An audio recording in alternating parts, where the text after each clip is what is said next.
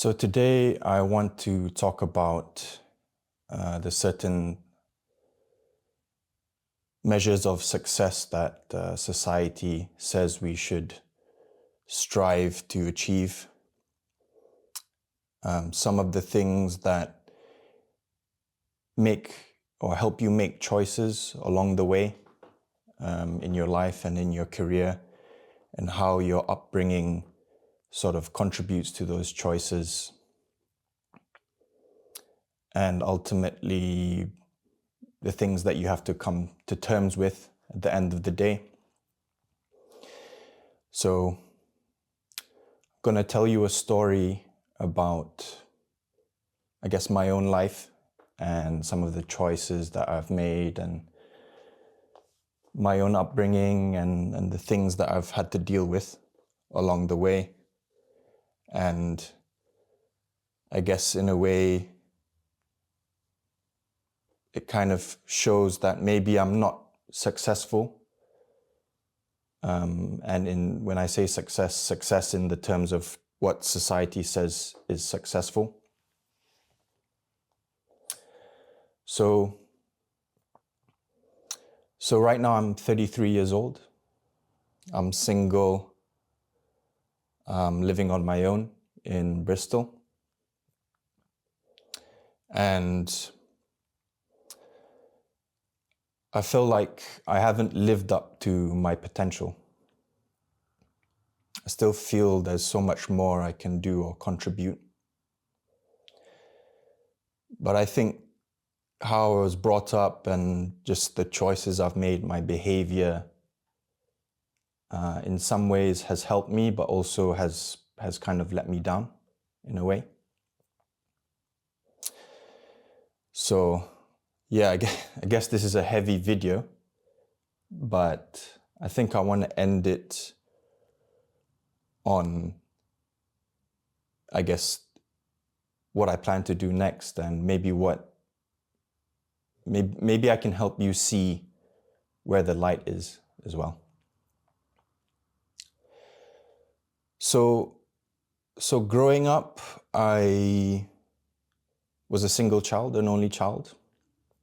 I grew up in Malaysia, and I was never really that interested in making loads of money, or I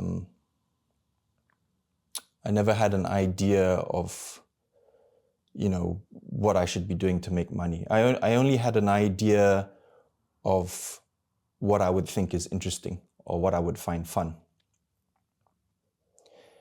But yeah, as a kid, I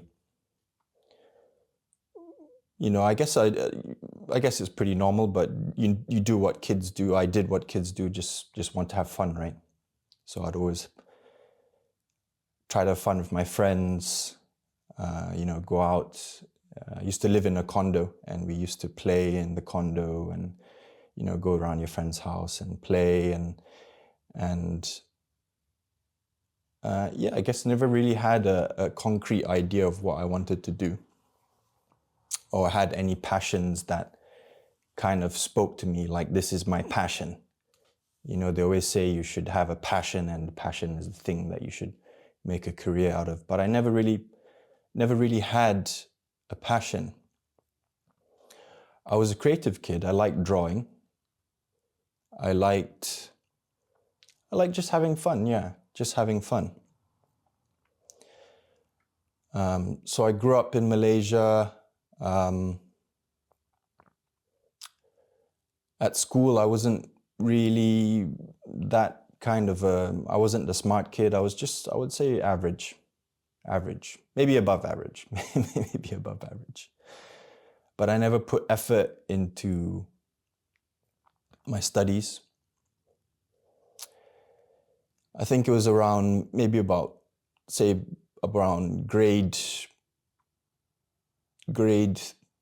grade 3 and grade 6, say. That's when I then started to have the idea of, like, kind of what I wanted to be when I grew up. I'm sure you've had that before. And So what I wanted to be when I grew up was the first thought that came to my mind. I remember this. I was in grade 6, and there was like a little presentation where everyone did a show and tell, and everyone said what they wanted to do, and I wanted to work in Silicon Valley. I can't remember why, but I just thought it was cool. I think around that time, IT and Bill Gates and all that stuff was in the news. So I think, yeah, I want to work in Silicon Valley. I had other thoughts growing up as well. Like I wanted to become a race car driver, an astronaut. So I guess the dreams that I had evolved over time. I was also creative. I was also a creative kid. So I remember there's this one time I brought in a drawing of this character. I used to play this game called Ragnarok online. I don't know if you've played it, but basically it's a MMORPG.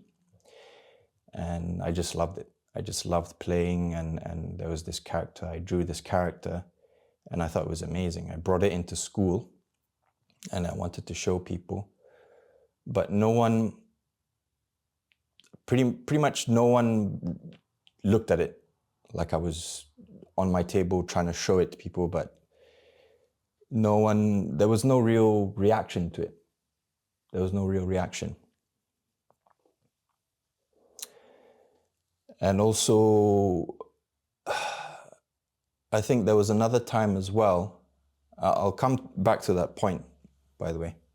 Why am I bringing that up? But I'll come back to that point. But there was another time where, I don't know if you've done this before or if you've had this experience before, but you have to do your times tables in school. And I had this traumatic experience where I was, in math class, I was told to stand up to do my times tables. And I think it was one of the harder ones, like 7 or 9 or something like that. And I couldn't do it. And it was just traumatic. Like all the kids in the class were laughing at me. I started to cry. I was just feeling terrible. And also, I think these two experiences kind of shaped my ideas of what I wanted to do in life. And I think the fact that no one saw my creativity and everyone saw my shame and kind of inability to do my times tables, I think at that point my identity thought it was good to be more logical, to be more, there's no point doing all this emotional creative stuff. No one's going to look at it.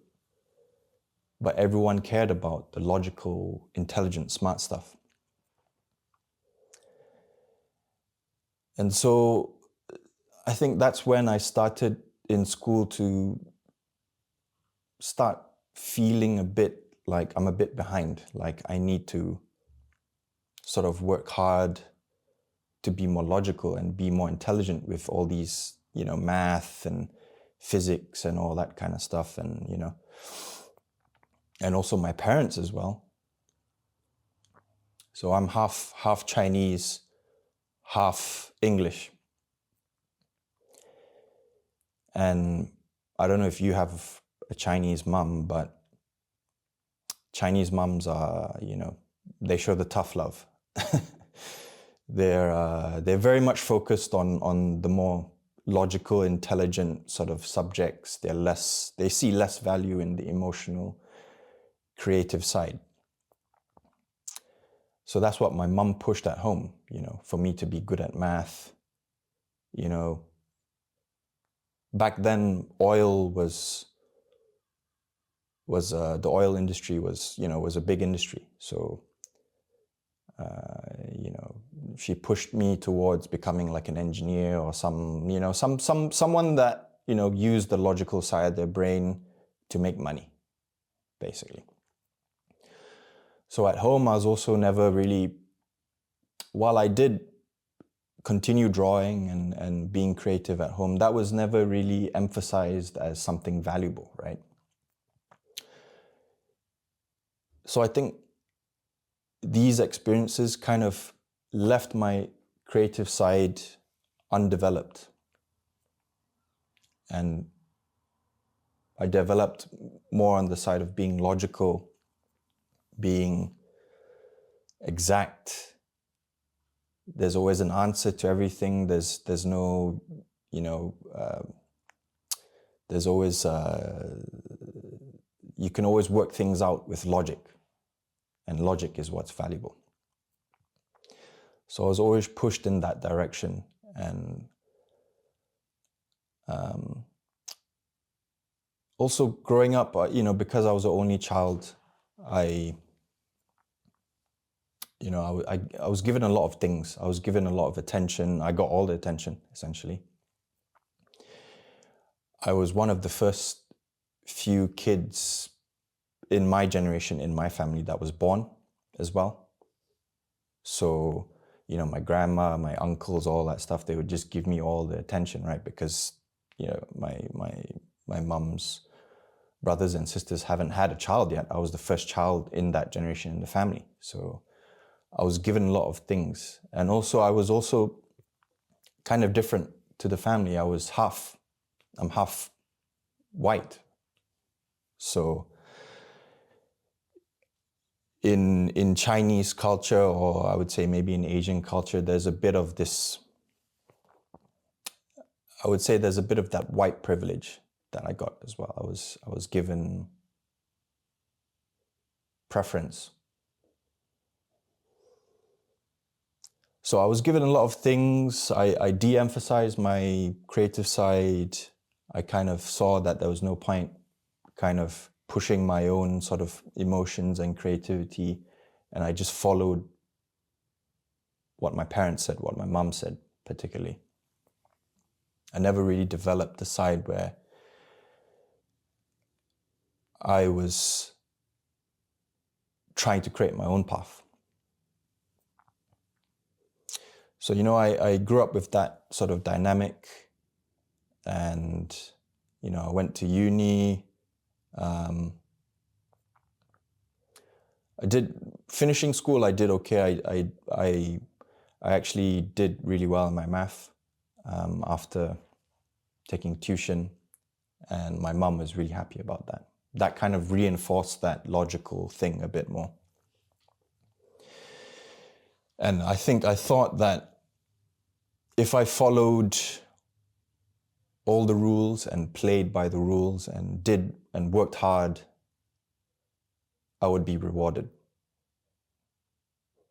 That's kind of what was being reinforced in my identity, in my brain. So I grew up with that. And also on a side note as well, I think the fact that I played video games reinforced that even more. Because with video games, especially online games, you get a quest, you do the quest, you get the reward. You do a certain amount of things in the game, you level up. There's always a progression that you can follow. So I think I kind of grew up with that. I grew up with the feeling that if I did all these steps in perfect order and in perfect progression, I would be rewarded. I was never really into sports. I kept to myself. Although I did have lots of friends, I kept to myself. But I think what I missed out in sports was, I guess, the drive to make your own sort of plays in the game, going against adversity. I also remember doing various different hobbies that my mum wanted me to get into. She wanted me to play piano, drums, taekwondo.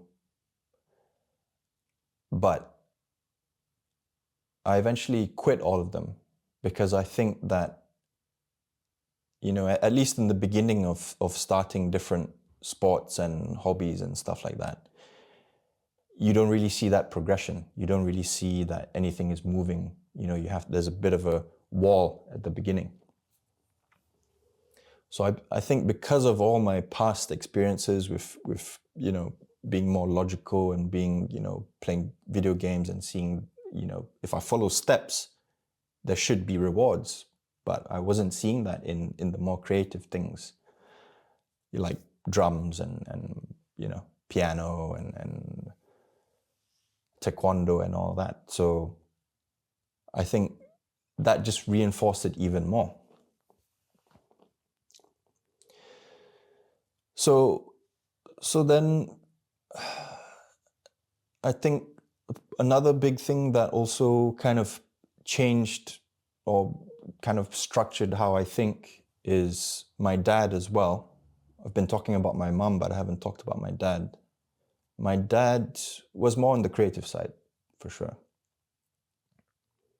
He was an entrepreneur. He was always trying to start different businesses. He started a teaching business in Malaysia, English teaching. He started like a talent agency.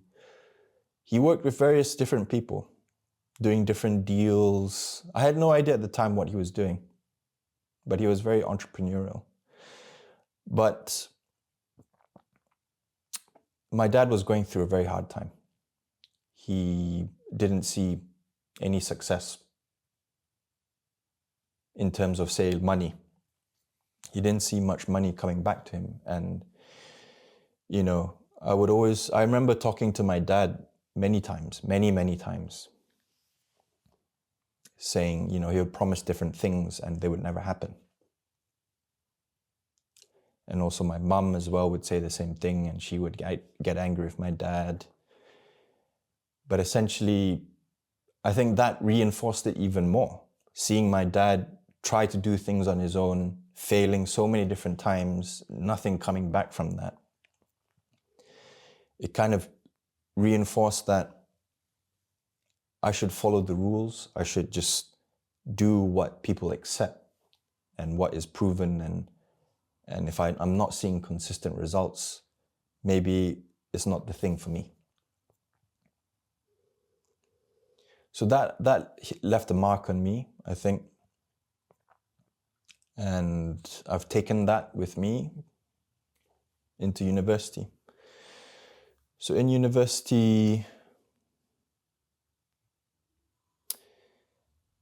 yeah, I would say actually part of the thing with my dad as well was he ended up leaving. He just disappeared one day. And I think that really affected me, although I didn't know at the time how. I was just numb to what happened with my dad. And I think I probably lost hope inside. I didn't work as hard as I thought I wanted to. I probably was more on the side of, you know, just like, fuck it. Let me just have fun. Let me meet new people. You know, it doesn't really matter. And at uni, that's what I did as well, yeah. It's not to say I didn't work hard, but I was mediocre. I moved between working hard and playing, and you know, there's no real direction. I didn't have a direction. I didn't get a direction from my parents, and I wasn't thinking of making a direction for myself because of all the stuff that happened. I thought it would kind of just work itself out. You know, I would finish school, finish A-levels, get good grades, go to uni, do uni.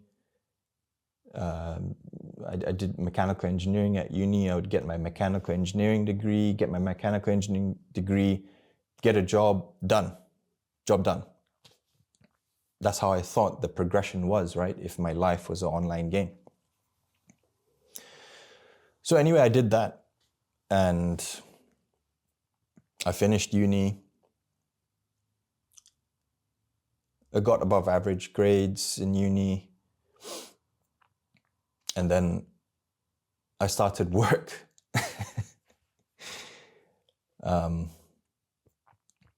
I don't know if you can relate, but starting work in the real world is just like the reality that just dawns on you is just terrible. You just think like, holy shit, this is the real world?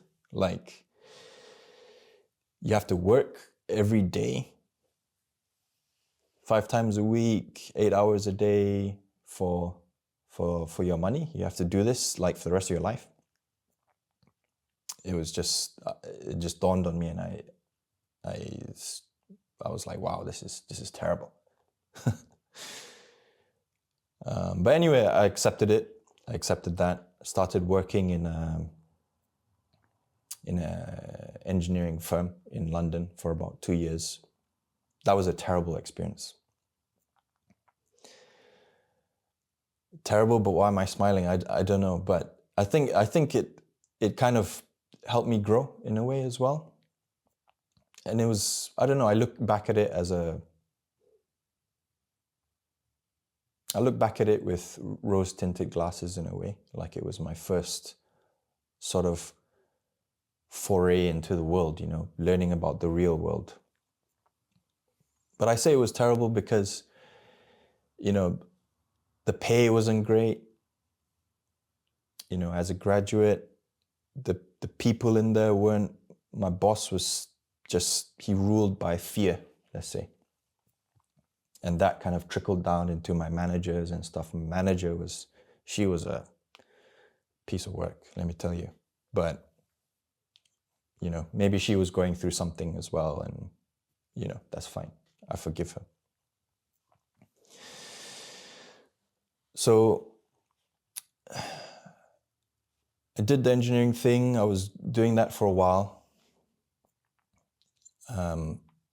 And about 6 months in, I decided I can't do this.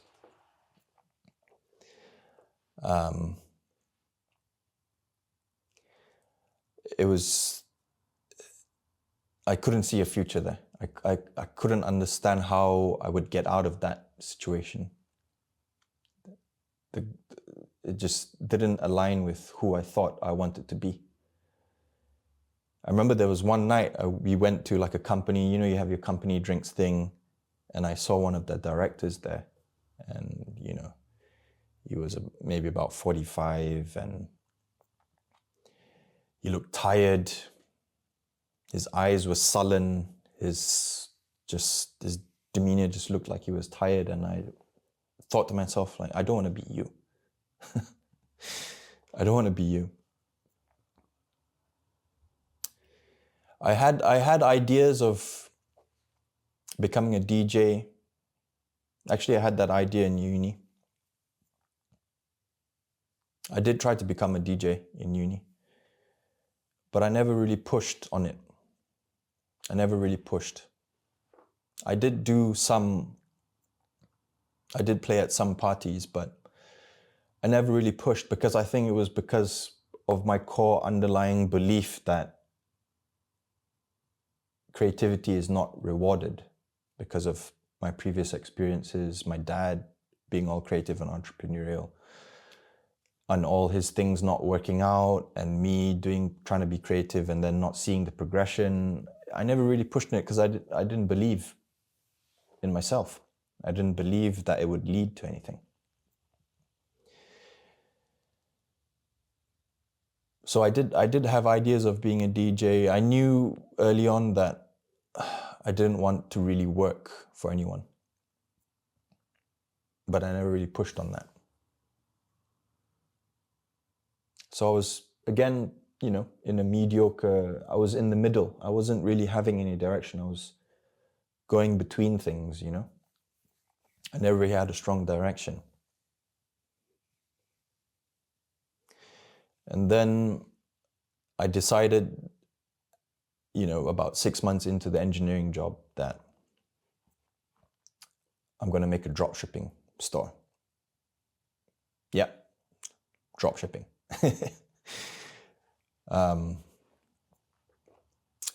So that was an interesting experience. That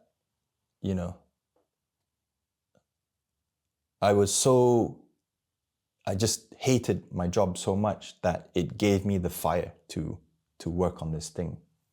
I just wanted to break free. I read the 4-Hour Work Week, that inspired me. And just the conditions at work was just, I just need to get out of here. So every day after work for about 2-3 hours a day, every day, I would work on my dropshipping store. So I did the whole thing. I bought a course that would help. And every day I spent doing that, it was like a step closer to breaking free. So anyway, I continued doing that. I built the store. I was selling clocks, luxury clocks. So cuckoo clocks, grandfather clocks, those clocks that you hold that are kind of fancy looking, just fancy clocks. And I ended up selling a few clocks as well. I was surprised. That first ka-ching you get on your app, on the Shopify app, because you get a notification and the sound is like a cashier thing. And it was like the best thing ever. I felt like there was hope then. I felt like there was hope. I was so excited. I'd never made money just like that, just out of thin air before. Online as well. I was like, wow, this thing actually works. This drop shipping thing. I was so happy. I told my friends at work about it. They were interested. They were like, let me get in on this as well. I need to get out of here as well. So anyway, I continued to grow that. It was profitable, but not hugely profitable. It took a lot of admin work.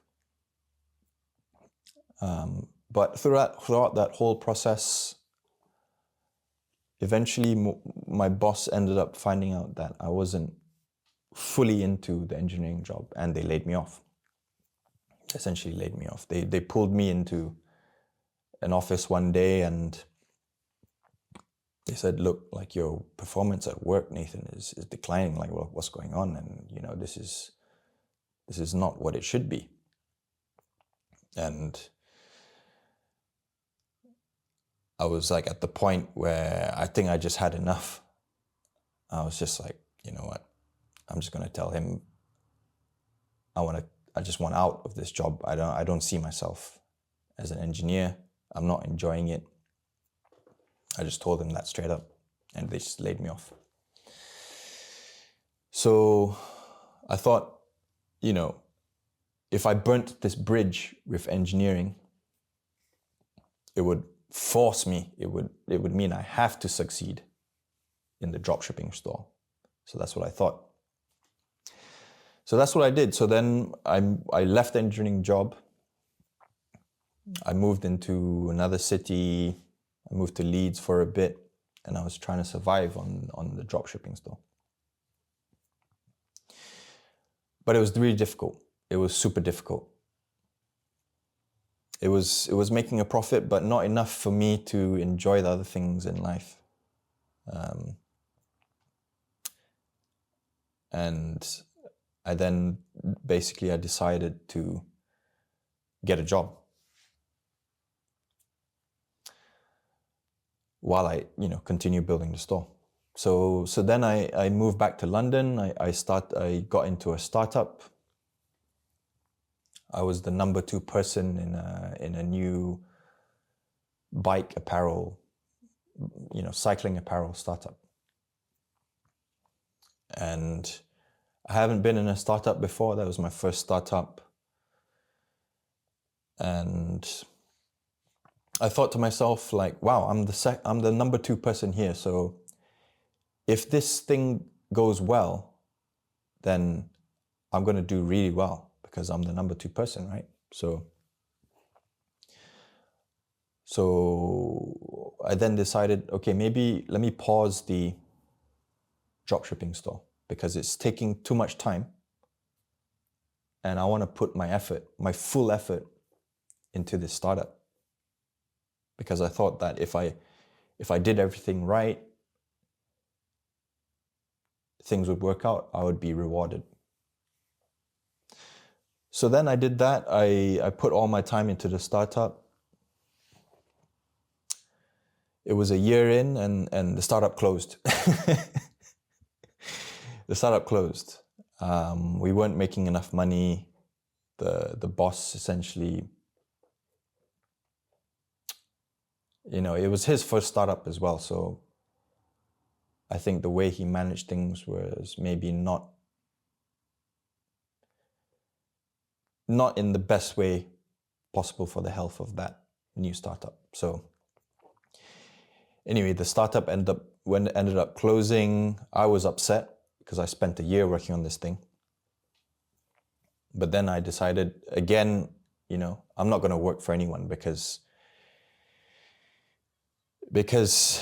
I don't trust anyone. I only trust myself. I don't trust working for a boss that, is ultimately ending up not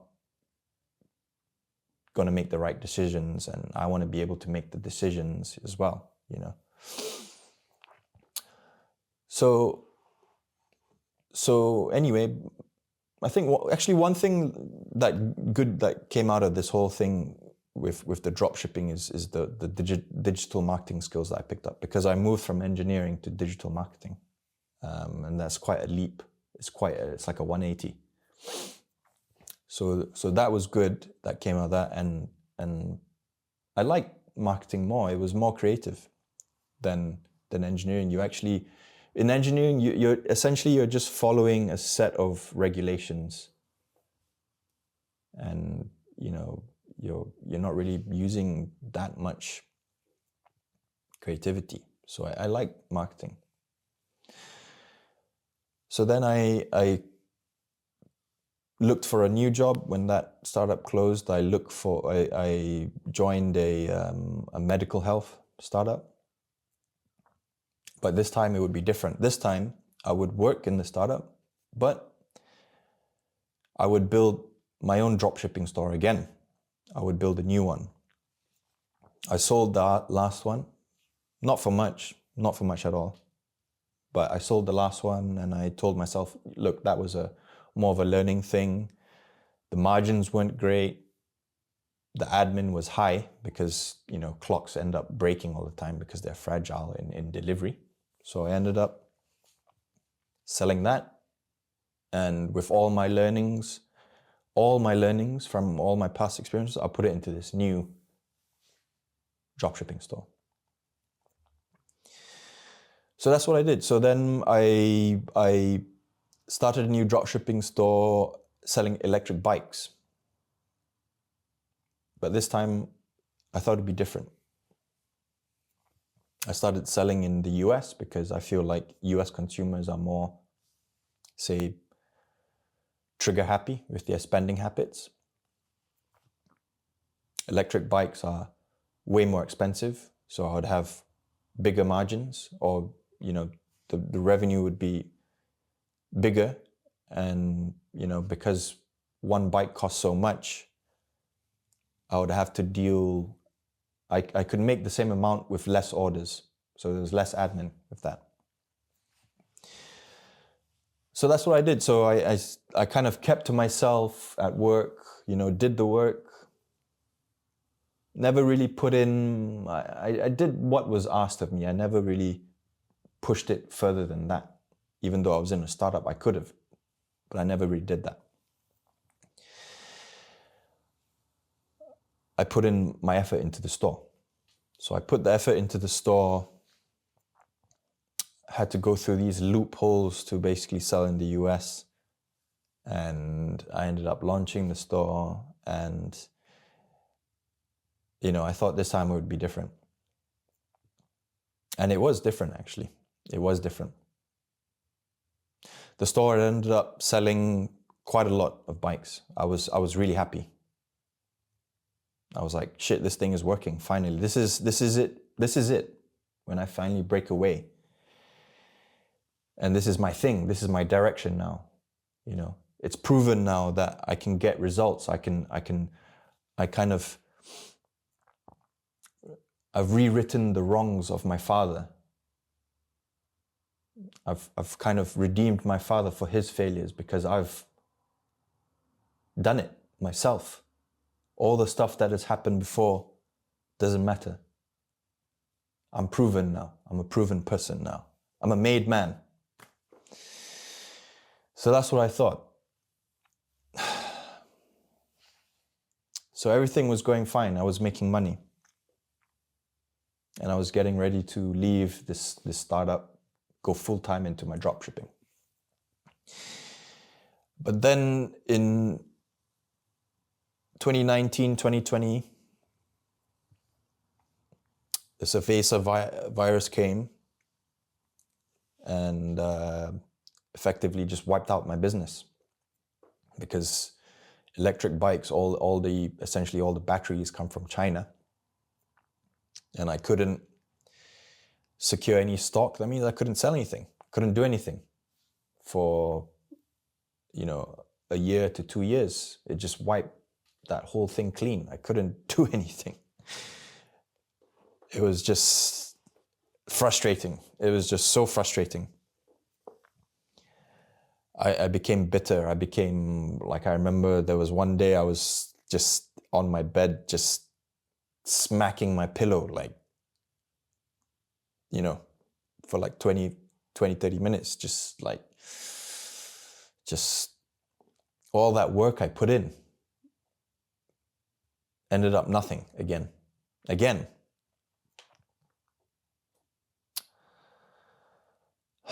But I hadn't given up hope. I still thought I'm still pretty young. I have energy. I can still make this work. I couldn't do anything with my store. But what ended up happening was that because I couldn't work on my store, I had to make a decision. I had to choose whether would I continue with it or would I do something else. And at the time, the world economy was going crazy. The price of oil went negative or something like that. There was this whole crypto thing that was going on, Bitcoin and all that kind of stuff, And I did a bit of research into it. I was reading up quite a lot about it. And I just thought it was fascinating. It was something that made sense to my logical mind. I could see how things would connect, and it was exciting for me to put all these different, all these trends and patterns and things together, and it would make sense to me.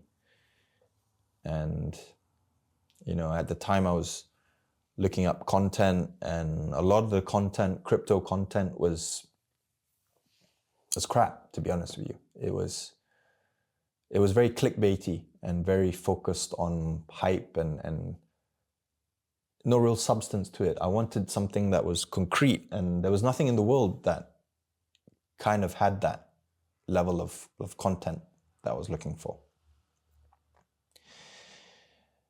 Maybe there were some reports on, from McKinsey and, all that kind of stuff, but they're very rare and they're not regular, and, there was no videos on it.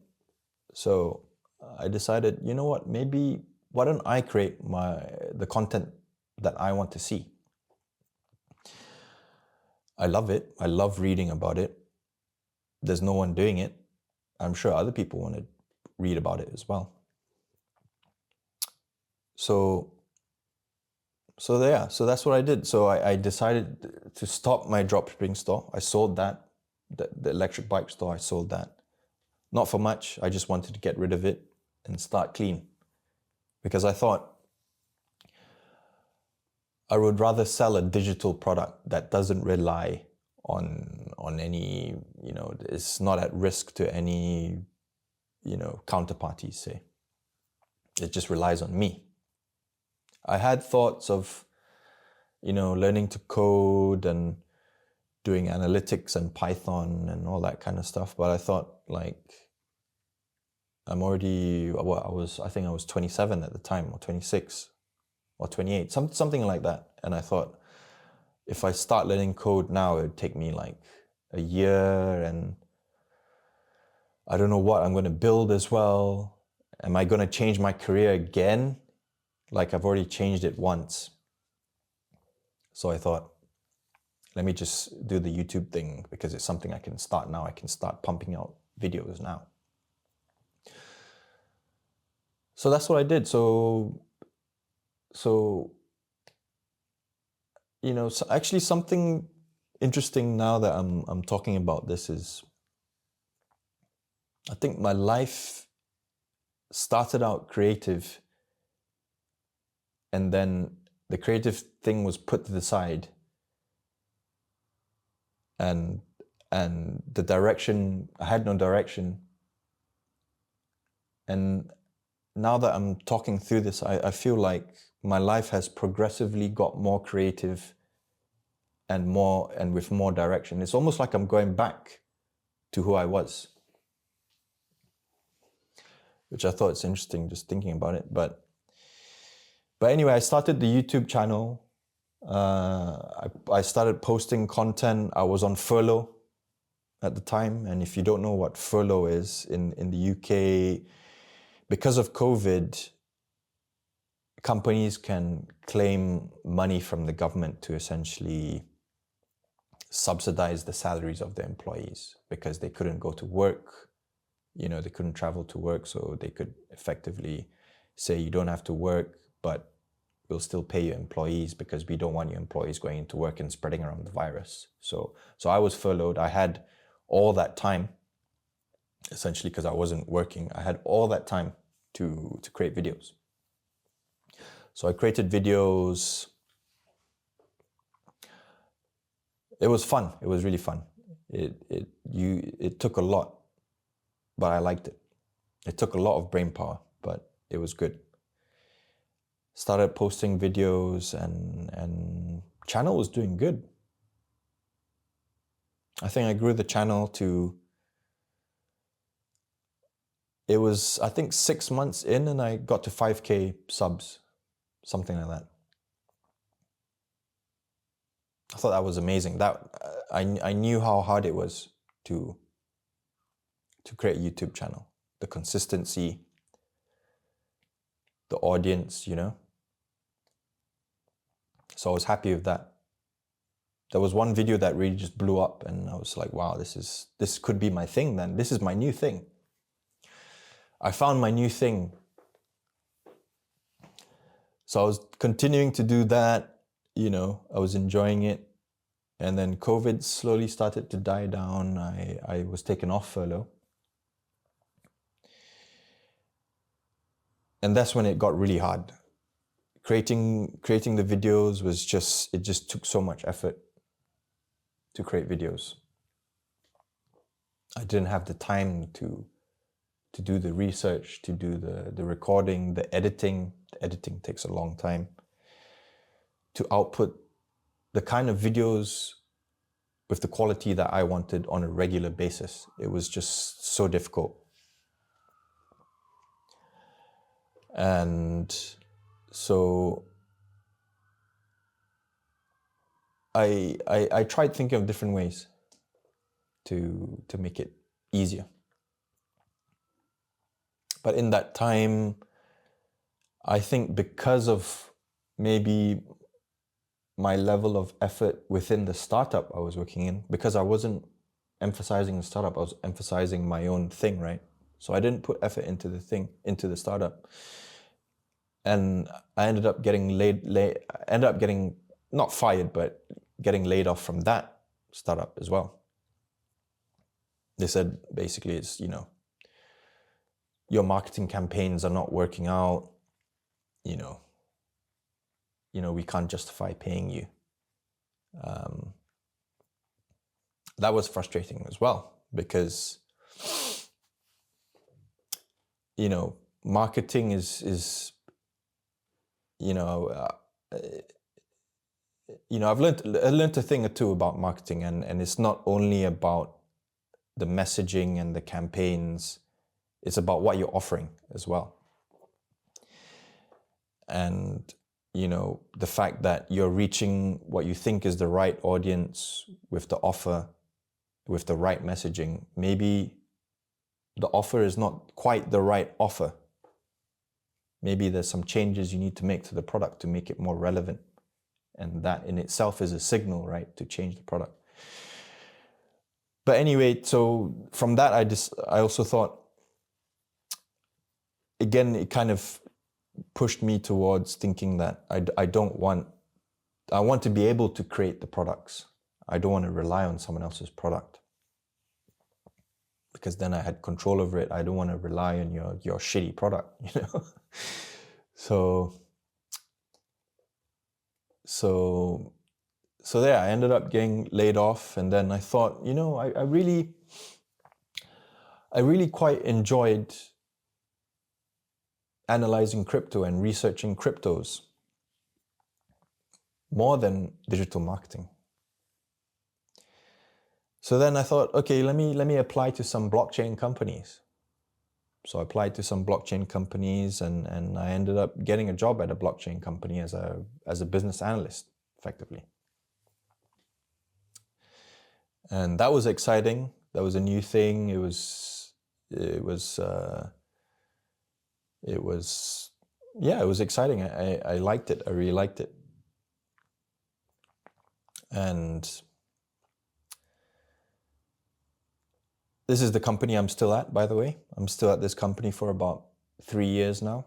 I'm 33, so about 30. I started at this company, and in that company, I was still doing my YouTube thing on the side. I was figuring out a way to use AI to use all my insights to create some sort of a chatbot or some sort of a system where I'm able to make predictions on the prices of different cryptos. And I was using Obsidian, and I was using Notion and all these things to kind of do that. And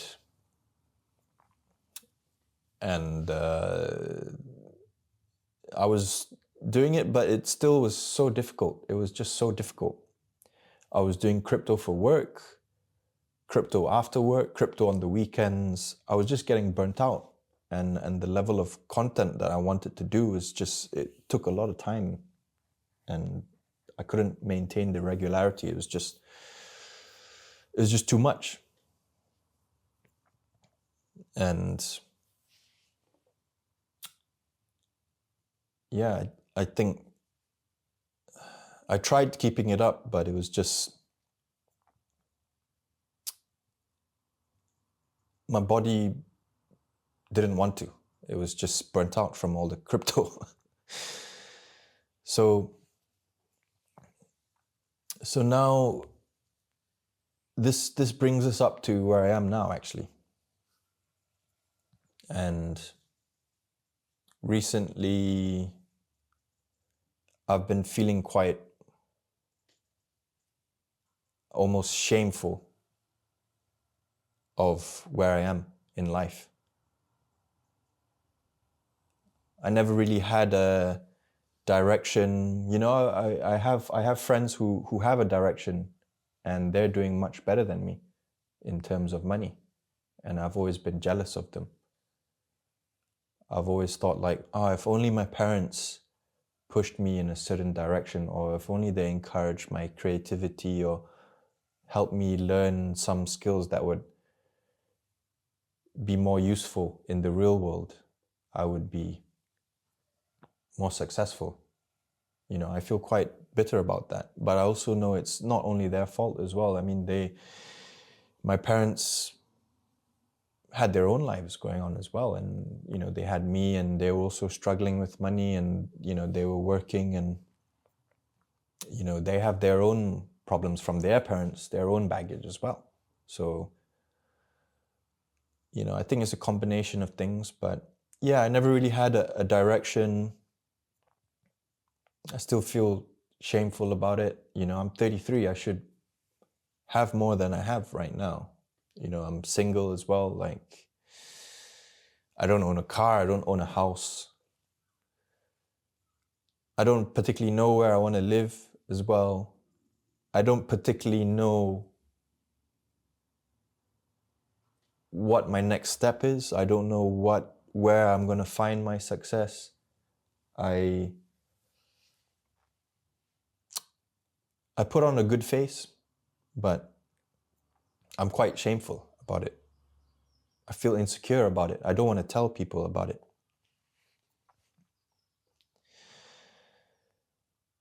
But anyway, recently, I think it's getting clearer. Something happened to me recently that kind of changed how I view everything. And while I still have that shame, I think I'm moving in a better direction. And let me just finish this story on the current company I'm at. So, because I think it would help. But I think with the current company, I've been working in this company for about 3 years. I've been leading one of these projects, and over the past 3 years, it's gone through ups and downs, and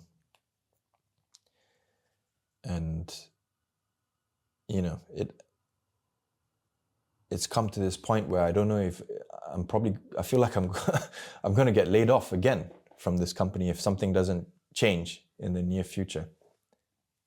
And it's not to say I didn't put effort into it. I did put a lot of effort into it, but I think things are just out of my control. And I think only now I'm coming to terms with it, almost. Just even if you do things that you do like, if you do things that you don't like, they're probably not going to work out. So, you might as well do things that you do like, right? But even the things that you do like as well, even if you do everything right, doesn't mean it's going to work out as well.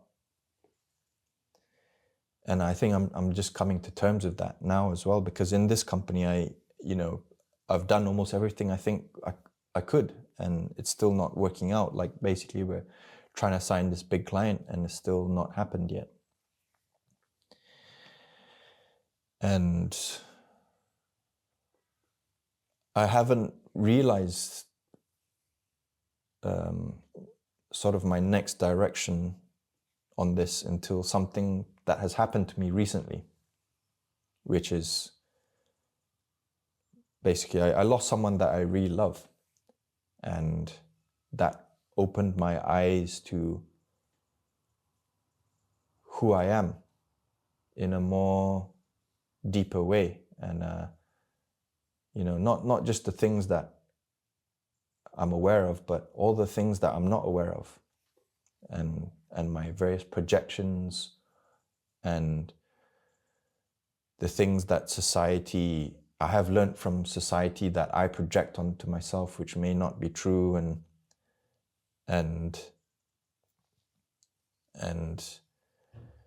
I just think that I've come to this new place where I'm not basing my success off material gains and what society says is successful anymore. And while I'm still not perfect, I'm still battling with that shame, and obviously I'm still trying to make money as well. It's become less of a priority for me. it's the experience I went through showed me different. It showed me things that I value more. And what I value is not what I thought it was. It was not, me trying to make money and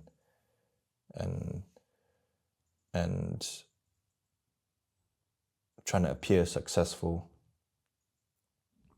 And in a roundabout way, I think I started out, as a kid being creative and just doing what I found as fun, right? I just wanted to have fun as a kid and connecting with my friends, playing with my friends, just finding joy in normal things. And then I went through the whole growing up process of devaluing that and valuing money more, valuing results more, being perfect, and now throughout my career, I've kind of moved in the direction of being more creative, doing things on my own, getting my direction a bit more. And I think now I've come to this point, especially after that thing that happened to me recently. I think now I've essentially come back into myself in a weird way. So here I am now. I'm 33. I don't have as much money as I thought I would. I didn't do the things that I thought I would do. My dreams, I haven't fulfilled any of my childhood dreams. I've done some good things, but almost by accident. And now I'm here again, starting again from a blank slate. But I feel like all the hardships I've gone through and all the different turns and things like that has actually put me in a better place overall.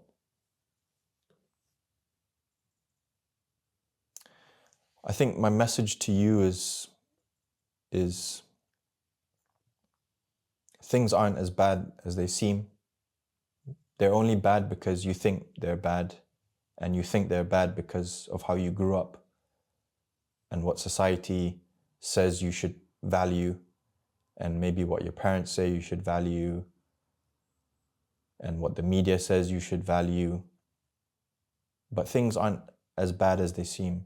And if you can always look at the bright side, if you can always convert that loss somehow into a win, or you could